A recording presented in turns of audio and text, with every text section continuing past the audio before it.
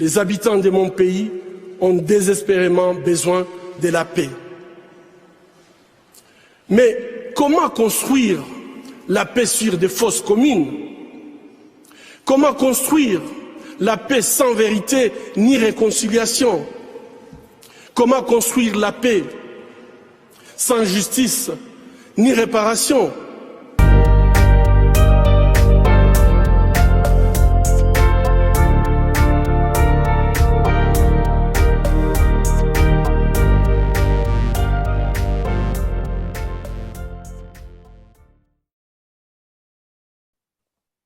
Bonjour à tous.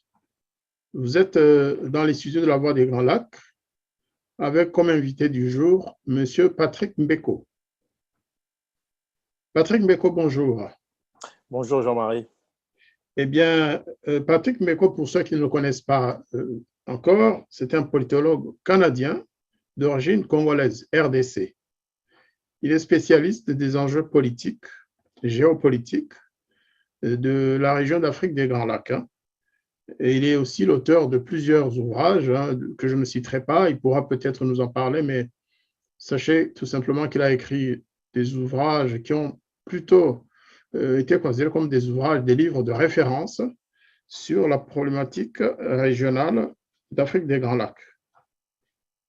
Aujourd'hui, avec Patrick Mbeko, nous allons parler du fameux logiciel d'espionnage Pegasus. Certains auditeurs me diront qu'on a déjà entendu parler du Pegasus, qu'on a déjà même abordé dans nos émissions, mais il y a quelque chose qu'on doit observer, c'est que beaucoup de chercheurs ou de politologues n'ont pas porté beaucoup d'attention à ce phénomène qui sévit dans notre région, à travers notamment le gouvernement rwandais, parce que dans la région des Grands Lacs, il y a un seul pays qui a utilisé ce logiciel espion, c'est le Rwanda.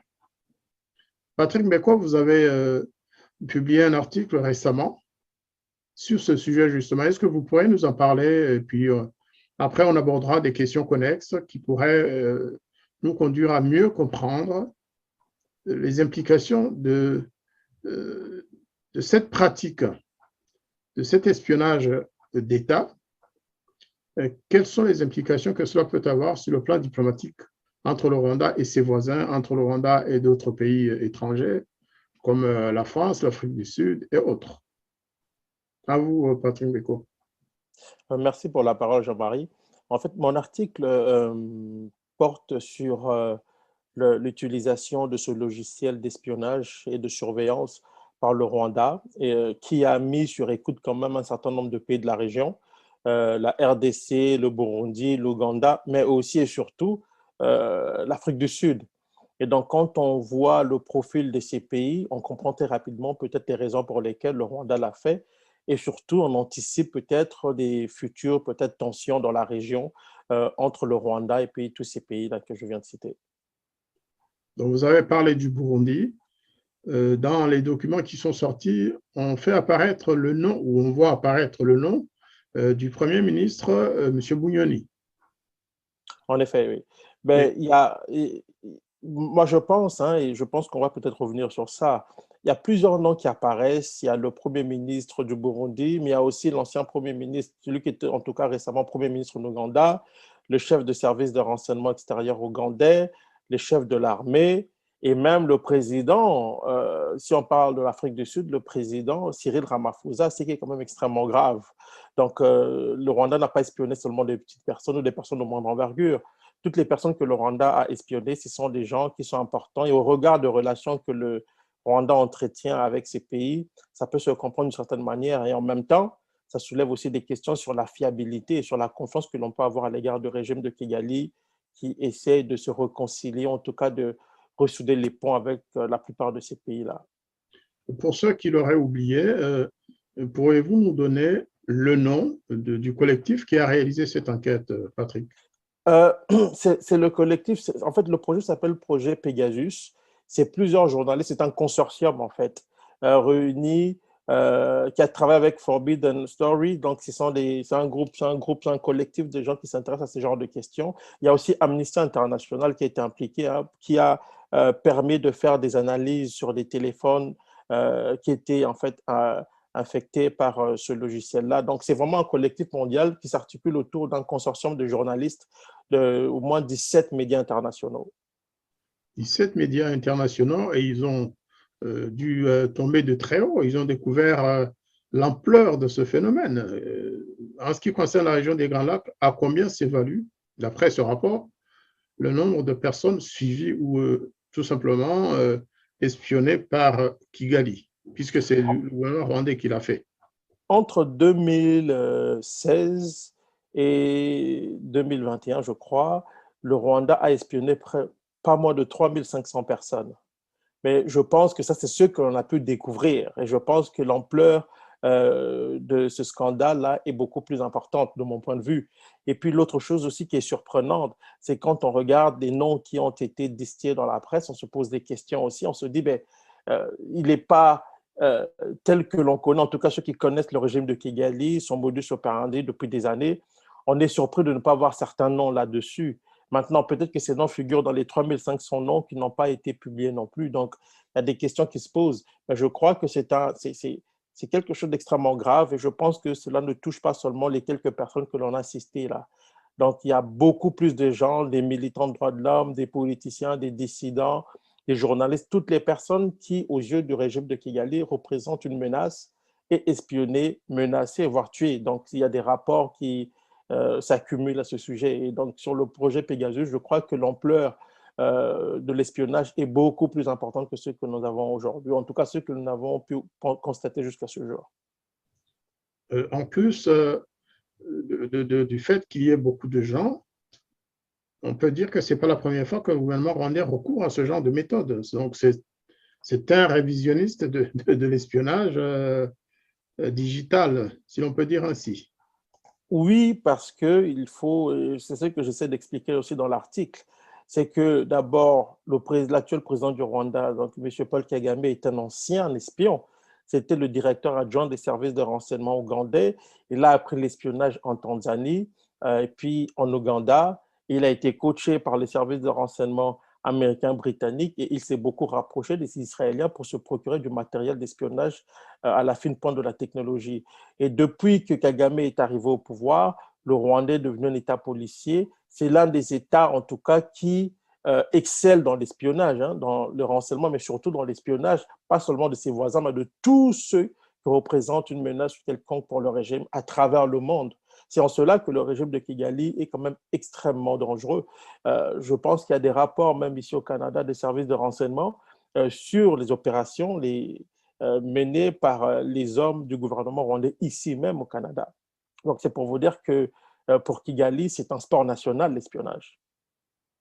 Effectivement, en termes de récidivisme ou de récidive, il y a 2 ans, c'est le Financial Times qui avait révélé l'utilisation du Pegasus par le gouvernement rwandais.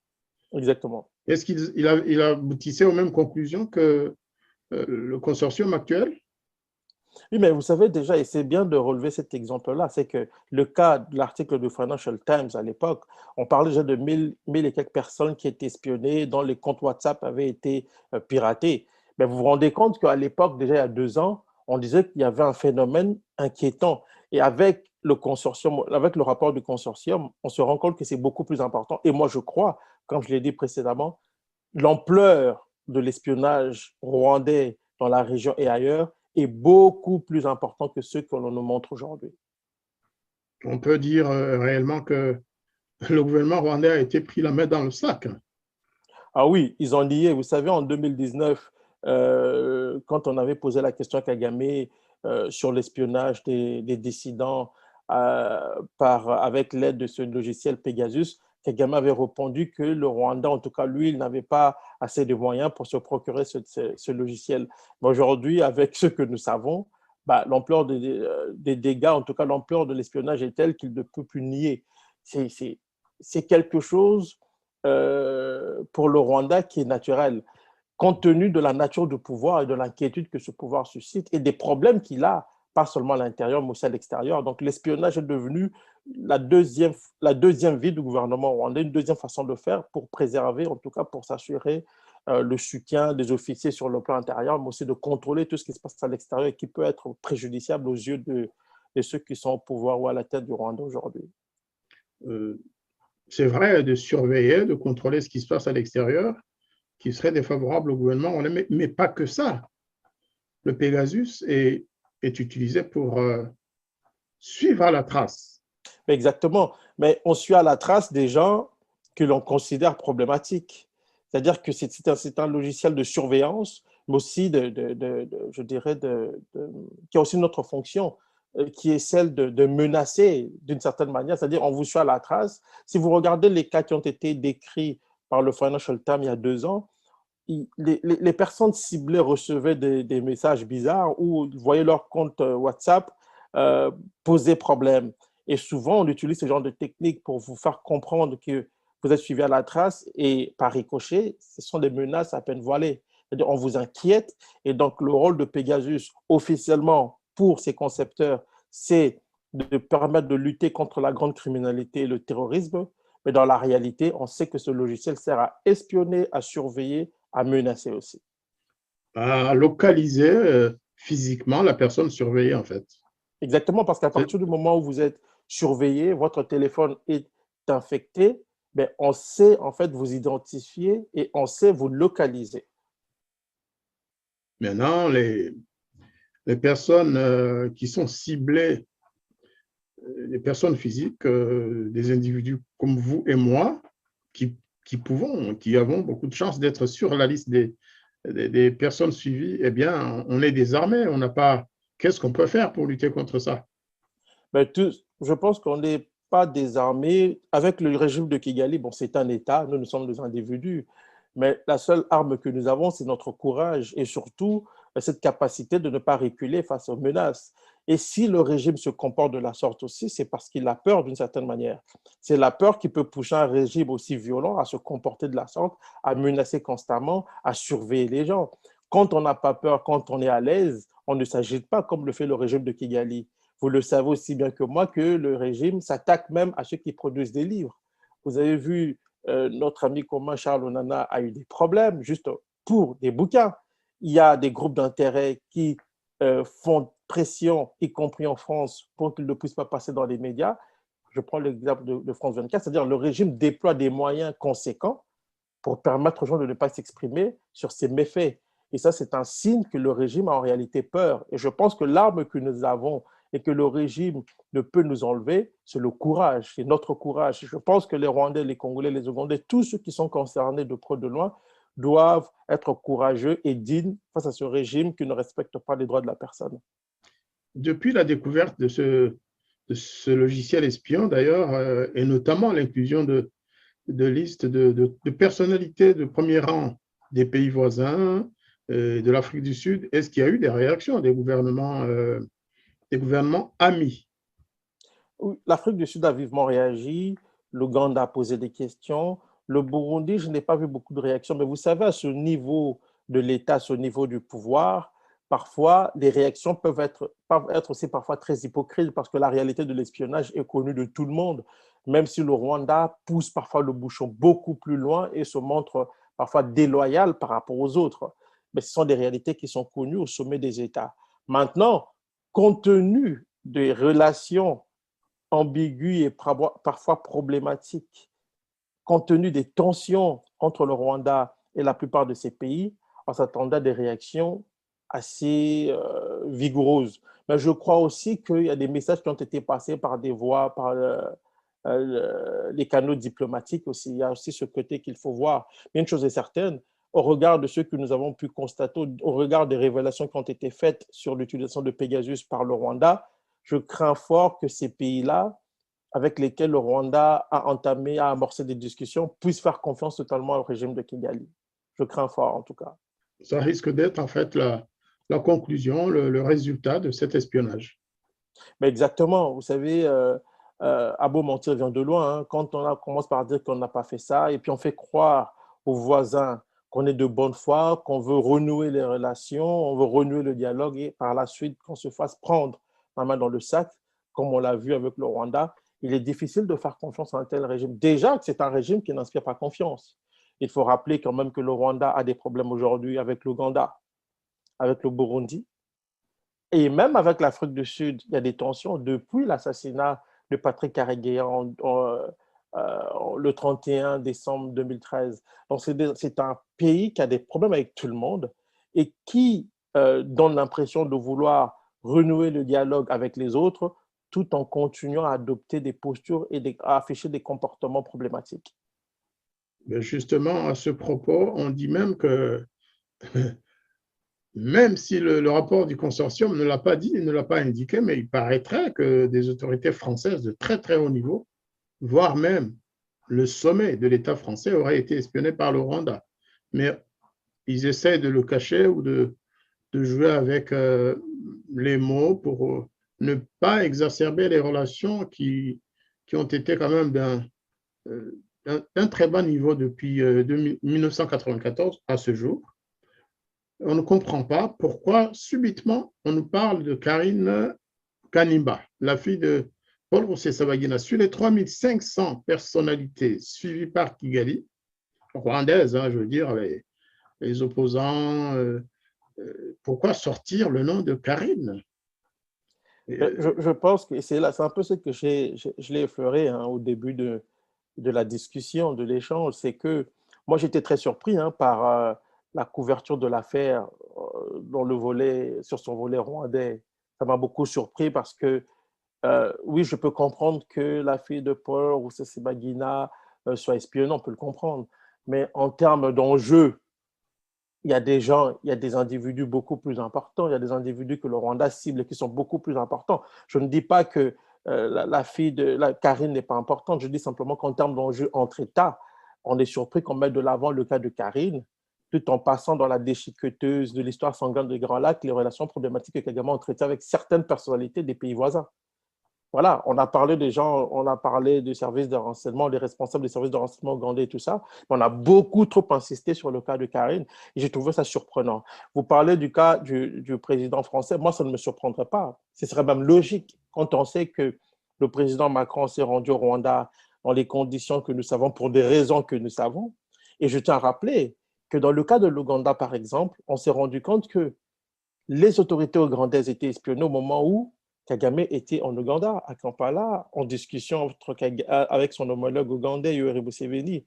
Donc, il ne serait pas surprenant que Emmanuel Macron ou que les autorités françaises aient été espionnées par ce même logiciel qui a été utilisé d'ailleurs par d'autres États, on parle du Maroc, pour espionner le même Emmanuel Macron. Donc, je ne pense pas que le Rwanda, au regard des enjeux relatifs à la réconciliation franco-rwandaise, n'ait pas utilisé ce logiciel-là pour savoir ce que pensent ses interlocuteurs véritablement de cet enjeu-là. Peut-être qu'avec une mise à jour probable hein, de la liste, parce que le rapport est sorti probablement avant la visite de Macron à Kigali. Donc, cette partie-là ne pouvait pas être couverte, mais je pense qu'en vérifiant, en cherchant plus loin, ils vont peut-être se rendre compte que le président Macron a été suivi, écouté, espionné quand il était en séjour au Rwanda. Je suis quasiment sûr. D'après ce que je sais, dans les discussions que j'ai eues avec certaines personnes qui sont liées à ce dossier-là, les gens qui sont dans le consortium, le Rwanda continue ses activités d'espionnage. Et je pense qu'il y aura des noms qui vont sortir dans les jours à venir aussi.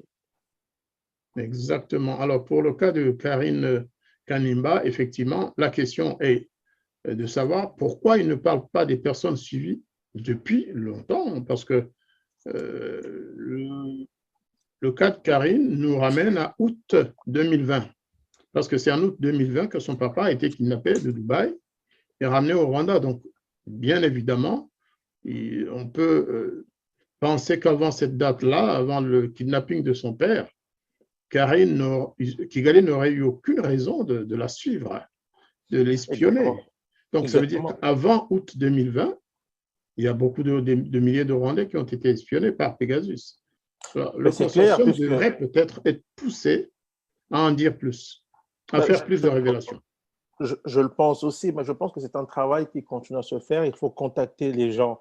D'après ce que j'ai compris des discussions que j'ai eues, il continue de contacter des gens. Maintenant que l'affaire a été rendue publique, on contacte beaucoup plus facilement les gens pour les avertir et puis pour voir si leurs téléphones ont été véritablement espionnés, quand, où et comment. Donc, le travail se poursuit Mais il est vrai que dans le cas de Karine, je pense qu'on a beaucoup plus été dans une forme de publicité médiatique, si vous voulez, vu la nature de l'enjeu relatif au procès et pas la personne de Folo Rusesabagina. Mais au-delà de ça, il y a des enjeux beaucoup plus importants qui sont liés à l'espionnage des personnes qui représentent vraiment une réelle menace aux yeux des autorités de Kigali. Et on devrait en avoir le cœur net. On doit expliquer aux gens ce qui s'est véritablement passé, qui sont les personnes qui ont été ciblées. Pour l'instant, le rapport du consortium, en tout cas, ne nous dit pas grand-chose. Oui, il y a des noms importants, des chefs d'État, des responsables politiques des pays de la région, mais 3500 noms, 3500 personnes ont quand même été scrutées à la loupe. Qui sont ces personnes-là? Parce qu'on sait qu'il y a 3500, on devrait savoir au moins qui ils sont. Et on s'attend à des données beaucoup plus fournies, on s'attend à beaucoup plus de chair dans ce dossier. Pour l'instant, nous n'avons pas beaucoup d'éléments à ce sujet. Et c'est un peu triste, mais je pense que le travail se fait et il y aura peut-être des noms qui vont sortir. En même temps, vous savez, il faut garder à l'esprit que le Rwanda est devenu un acteur important en tant que sous-traitant des intérêts occidentaux en Afrique. Il y a des choses sur le Rwanda qu'on ne dit pas toujours et compte tenu de l'agressivité que le régime et ses turiféraires manifestent à chaque révélation, on ne serait pas étonné que les journalistes aient temporisé un peu pour ne pas frustrer le régime. Hélas, hélas, il y a des choses qu'on nous cache qui pourtant s'accompagnent parfois de perte de vies humaines parce que la localisation de ces opposants, la traque quotidienne de ces opposants, s'accompagne parfois de drames. Il y a des gens qui ont été assassinés. Vous avez cité le cas de Patrick Karegeya. Il y en a d'autres. Hein. Il y a un jeune journaliste qui a été arrêté récemment au Mozambique. Et on dit qu'il a été justement suivi et espionné via Pegasus. Exactement. Et aujourd'hui, on n'a pas ces traces. On ne sait pas ce qu'il est devenu. Parce qu'il a été arrêté par la police rwandaise et mozambicaine. Ils étaient ensemble pour l'arrêter. Et il a disparu. Voilà. Dans cette affaire aussi, il y a beaucoup d'hypocrisie sur le plan diplomatique.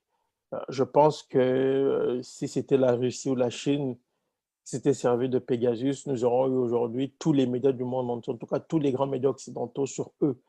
Mais quand ce sont des alliés, ce sont des pays alliés ou des pays sous-traitants ou des États clients, on fait semblant de s'indigner alors qu'en réalité, bon, on n'a pas vraiment envie de les brusquer. Alors que les activités du Rwanda en termes d'espionnage, en termes de menaces des vies humaines à l'étranger, en termes de répression transfrontalière, toutes ces activités sont connues des services de renseignement étrangers. Toutes ces activités sont connues des grands médias occidentaux. Souvent, on en parle en essayant on en parle souvent en essayant d'amoindrir l'ampleur des dégâts que les activités du Rwanda posent à l'étranger. Et ça, je pense que ce n'est pas honnête. Il faut dénoncer ces façons de faire, de mon point de vue, parce que ça ne permet pas, ça cause des dégâts dans la région. À partir du moment où le Rwanda est traité de la sorte, il y a un régime, il y a un traitement différencié par rapport à d'autres États pour des faits similaires ou comparables, bah, il est normal que le Rwanda se sente pousser des ailes pour faire n'importe quoi, aussi bien au sein de son territoire qu'à l'extérieur. Et on voit toutes les menaces qui pèsent sur les gens qui sont à l'étranger, y compris dans les pays occidentaux. Les personnes qui ont été espionnées via Pegasus en 2019, certains vivent à Londres, il ne faut pas l'oublier. La Grande-Bretagne, qui a imposé des sanctions à la Russie à cause de l'affaire Navalny ou encore à cause de l'affaire de l'empoisonnement d'un ancien espion russe qui, avec sa fille à Londres, qui est exilé à Londres. Donc, il y a ce deux poids, deux mesures qui devient à la longue un peu frustrant, si l'on veut, et parfois inquiétant dans la mesure où on laisse les mains libres à un régime pourtant réputé sanguinaire et que les grands médias occidentaux préfèrent appeler régime autoritaire parce que c'est plus propre, c'est plus cool, comme dirait mon fils, quoi. Le cas le plus comparable, puisque vous en parlez, c'est celui de M. Khashoggi, le journaliste qui a été kidnappé là aussi. Hein. Enfin, kidnappé, il a été arrêté au sein d'une ambassade étrangère, de l'ambassade plutôt de l'Arabie Saoudite, son pays d'origine, et il a disparu. Oui. Et on sait comment il a disparu en plus. C'est ça qui est terrible. On sait, on a des détails. Il a été découpé en morceaux. Et... eh bien, le Rwanda commence à avoir la même importance que l'Arabie saoudite en termes de couverture, hein. C'est-à-dire les grandes puissances amies de l'Arabie saoudite se sont arrangées pour que l'affaire cesse, qu'on n'en parle plus. Ouais, et on le voit surtout aussi, il n'y a pas que les grandes puissances, il y a les médias, hein, et même les organisations de droits de la personne, de droits de l'homme, qui se montrent assez complaisants à l'égard du régime de Kigali au prétexte qu'il est celui qui aurait arrêté le génocide de 1994. C'est aberrant et en même temps insultant pour la mémoire des millions de Rwandais qui ont perdu la vie pendant ces événements et même pour des millions de Congolais encore aujourd'hui qui ont perdu la vie à cause de ce même régime. Donc il y a un problème de deux poids, deux mesures qui dérange quand même. En parlant de complaisance, Patrick Meko, je vous ramène chez nous, en RDC, au Congo, Oui, où il y a complaisance. Pourtant, c'est une question de la plus haute importance, c'est-à-dire le génocide congolais, les millions de Congolais morts pendant l'occupation rwandaise, ougandaise et autres, hein, entre 1996 et 2003, voire avant. Eh bien, il y a 2 jours, justement, M. Martin Fayulu a fait une déclaration qui ramène les choses, hein. Nous ne sommes pas là, hein, entre partisans de tel monsieur ou telle dame du Congo, non. On cite une déclaration de Martin Fayulu qui a dit qu'il refusait une paix achetée par l'impunité des agresseurs et des génocidaires. C'était dans, je pense, mediacongo.net, et à l'occasion d'une réunion qui se tenait à Kinshasa. C'est l'initiative du parti politique Engagement pour la citoyenneté et le développement SID. C'est au cours d'une réunion de cette initiative, hein, qu'il a fait cette déclaration. Et là, il n'a pas mâché ses mots pour dénoncer justement la tendance des autorités congolaises actuelles à la complaisance, à laisser faire et à classer le dossier mapping en fait. Est-ce que vous avez lu cet article, Patrick Beko? je n'ai pas lu l'article, mais je pense que la déclaration, la prise de position de Martin Fayulu est partagée par des millions de Congolais. Je dois rappeler une chose, parce que souvent, aujourd'hui, on entend un discours à Kinshasa qui consiste à dire que on s'est réconcilié avec le Rwanda au nom de la paix dans la région.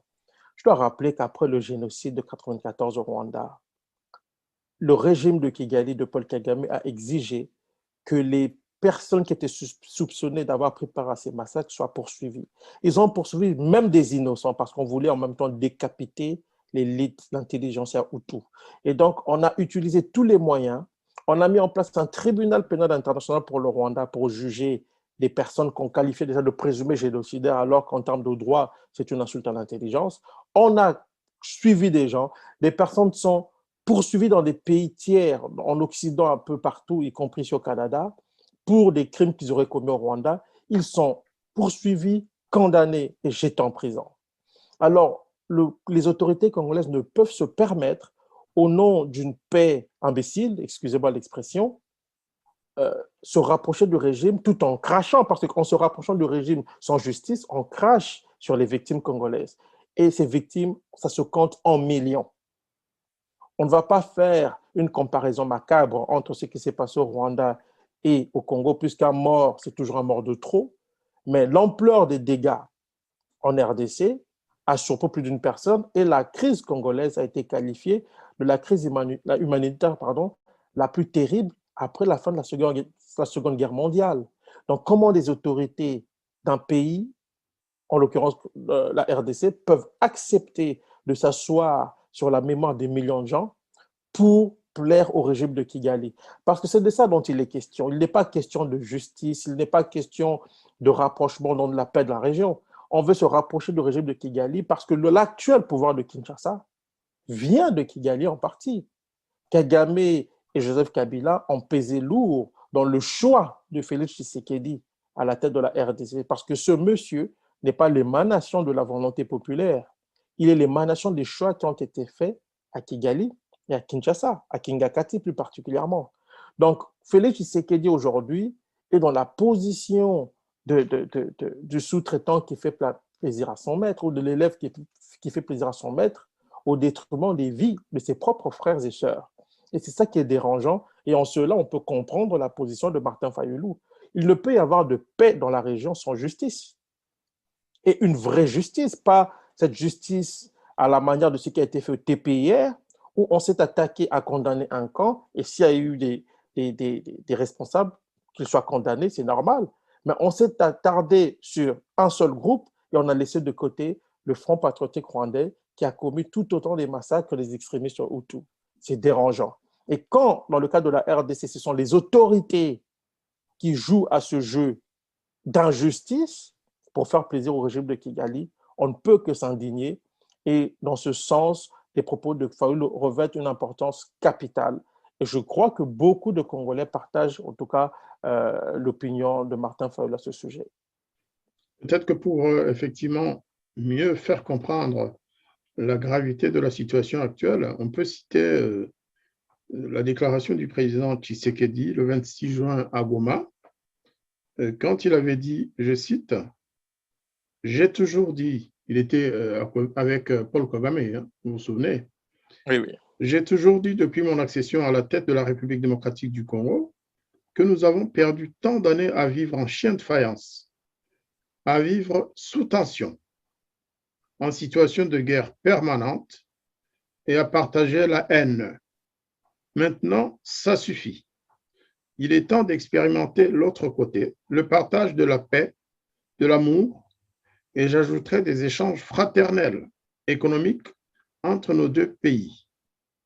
C'est ce que Fayulu appelle en fait une paix achetée par l'impunité des agresseurs et génocidaires et qui ne serait qu'un pansement sur une plaie saignante.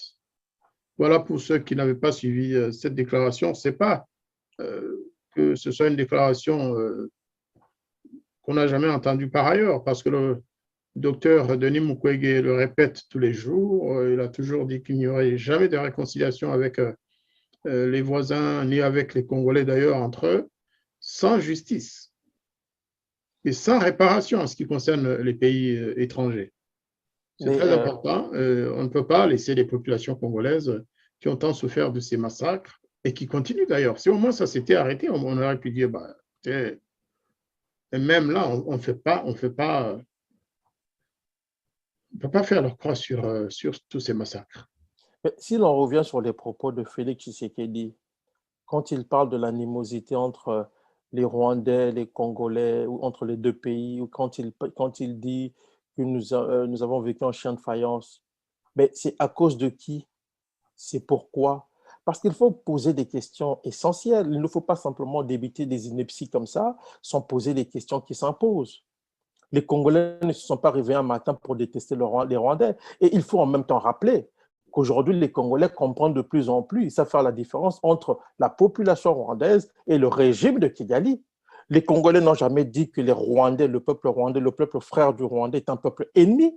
Le Congolais dit simplement que ceux qui ont commis des crimes chez eux en RDC, et ceux qui ont commis des crimes en RDC, ce ne sont pas les populations rwandaises, c'est l'armée rwandaise, c'est l'armée de Kagame. Il faut faire la différence. Alors, quand il parle de chien de faïence, c'est entre qui et qui? Les Congolais n'ont-ils pas le droit de se montrer méfiants à l'égard du régime de Kigali? Ils ont le droit. Les Congolais n'ont-ils pas le droit de réclamer justice après qu'on ait massacré des gens, tué des femmes et des enfants, violé? N'ont-ils pas le droit de le demander à ce régime-là? Et ce qui est inquiétant dans tout ça, c'est que ce sont certains pays de la communauté internationale, certaines ONG étrangères qui appellent à la mise en place d'un tribunal pénal international pour juger ces crimes. Parce que ce sont des crimes qui sont graves. Lui, Tshisekedi, a dit que le mapping report n'avait pas été écrit par des Congolais. Il a raison. Mais comment se fait-il qu'il est incapable de mettre en application certaines recommandations de ce rapport? Lui, Tshisekedi, dit aujourd'hui, oui, il est temps de tourner la page, mais lui, Tshisekedi, peut tourner la page au regard du pouvoir qui est le sien et des intérêts qu'il tire de tout ça. Mais les Congolais ne peuvent pas tourner la page sans justice. C'est impossible. Et même les Rwandais, la population rwandaise, je crois, comprend la position des Congolais. Et personne, y compris Kigali, excepté les gens qui sont au sommet de l'État, ne peut comprendre la position du chef de l'État congolais. Personne. Parce que tout simplement, c'est une position qui est idiote, excusez-moi de le dire. Aucun chef d'État sérieux et responsable ne peut passer à la déchiqueteuse de l'histoire sanglante des Grands Lacs, les morts congolais. Ça n'a aucun sens. Donc, Tshisekedi pense, il confond parfois la RDC et ses intérêts ou sa propre personne. Parce qu'à Jeune Afrique, il a dit, je ne suis pas rancunier. Mais ce n'est pas une affaire de Tshisekedi, ce n'est pas une affaire de sa personne, c'est une affaire d'État. Quand il s'exprime, c'est la RDC qui s'exprime. Mais 2 ans et demi après, à la tête de l'État, il ne semble toujours pas comprendre cela, il ne semble toujours pas comprendre qu'il est le président, qu'il est le chef de l'État d'un pays et par conséquent, il doit défendre les intérêts de ce pays. Pour l'instant, lui, Tshisekedi est dans la posture de quelqu'un qui n'est jamais devenu président dans sa tête et qui s'adonne à défendre les intérêts de son clan, de son pouvoir et des personnes qui l'entourent. Et de toute façon, le droit à la vie, c'est un droit universel. Toutes les vies se valent. La vie des Congolais vaut celle des Rwandais ou celle des Zimbabwéens ou celle des Sud-Africains. Donc, on ne peut pas comprendre l'instrumentalisation du génocide au Rwanda que pratique au quotidien le gouvernement rwandais avec un passage obligé pour les visiteurs étrangers. Et c'est tout à fait compréhensible au mémorial du génocide. Et puis, de l'autre côté, dire oui, au Congo, on peut passer, il n'y a pas d'affaire. Hein. La désignation d'un tribunal international ad hoc, ce n'est pas nécessaire parce que les Congolais, ils sont plus de 60 millions, on peut en tuer 10. Il y aura toujours un Congo, il y aura toujours des Congolais. Je pense que c'est une injustice. Effectivement, comme vous l'avez dit, ce n'est pas une question de sentiment personnel. C'est une question de justice internationale en plus. Donc, si jamais un jour les Congolais devaient effacer la note, hein, si cela est possible, même si le droit international ne l'accepte pas, ça devrait, de mon point de vue, parce que nous avons aussi, en tant que Rwandais, perdu des centaines de milliers de nos compatriotes au Congo morts avec les Aïrois de l'époque. Hein, donc, nous avons perdu plus de 300 000 réfugiés rwandais. Nous disons que ce n'est pas négociable. Il n'y a pas d'amnistie possible. On ne peut pas effacer la note comme ça parce qu'un chef d'État veut plaire à un autre chef d'État. Sans nous mêler, nous, des affaires congolaises, nous disons cependant que cela n'est pas possible, que nous devons poser des questions jusqu'à ce que ce tribunal soit désigné et qu'il ne s'occupe pas que des millions de Congolais morts, mais de toutes les victimes humaines perdues pendant cette période et documentées par le rapport Mapping. Exactement. Voilà. Et j'ai aussi apprécié le fait que vous insistez sur ce que notre chaîne a de plus fort dans notre initiative de la Voix des Grands Lacs, c'est de clamer haut et fort que les Congolais comme peuple, les Rwandais comme peuple ne sont pas responsables des crimes commis par leurs responsables, par les autorités de nos pays. Le régime de Kagame est responsable. Ses amis congolais qui étaient avec Kagame pendant cette guerre, ils peuvent être tenus pour responsables aussi, mais pas les Congolais, pas les Rwandais comme peuple. Donc, il ne faut pas qu'on mélange les deux. Et si on doit un jour passer par un référendum pour laisser tomber le dossier du mapping, eh bien, on verra bien, mais nous, on ne lâchera pas. Et les Congolais, je pense aussi, ils ne lâcheront pas. Je le crois vraiment, je le crois fermement. Oui. Voilà. Fatim Beko, je vais vous donner la parole pour si vous avez un mot de la fin. D'abord, je commence par vous remercier d'être venu hein, partager avec nous ce temps pour parler à nos auditeurs. Ils apprécient beaucoup souvent et toujours d'ailleurs ce que vous dites et ils suivent et font beaucoup de commentaires après vos passages sur les ondes de la Voix des Grands Lacs. Et si vous avez un mot de la fin, la parole est à vous. Ben, comme mot de la fin, d'abord, je commencerai par vous remercier pour l'invitation et puis surtout de saluer nos frères du Rwanda, nos frères du Burundi, de l'Ouganda et puis bien aussi, bien entendu, mes compatriotes de la RDC en insistant toujours, comme vous l'avez fait, sur le fait que les populations, on ne peut pas construire dans la division, on ne peut que construire dans l'union.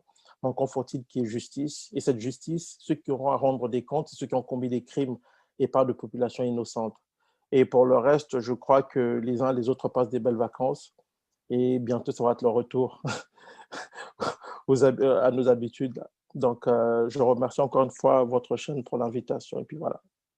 Et une fois encore, bien sûr, on doit faire attention avec le Pegasus, mais il ne faut pas que ça devienne une obsession. Continuons nos activités, luttons contre nos dictatures réciproques.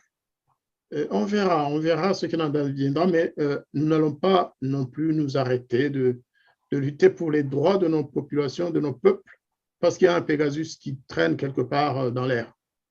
Exactement, il faut continuer.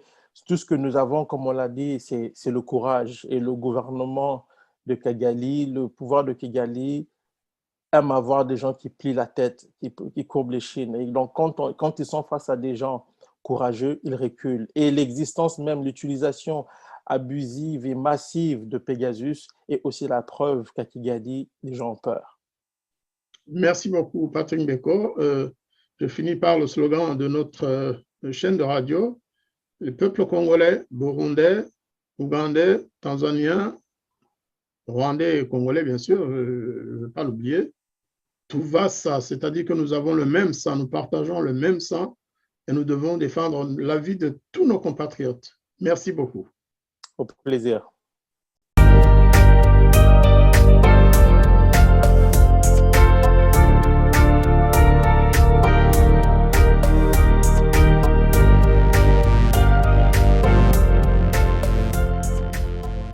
Les habitants de mon pays ont désespérément besoin de la paix. Mais comment construire la paix sur des fausses communes? Comment construire la paix sans vérité ni réconciliation? Comment construire la paix sans justice ni réparation?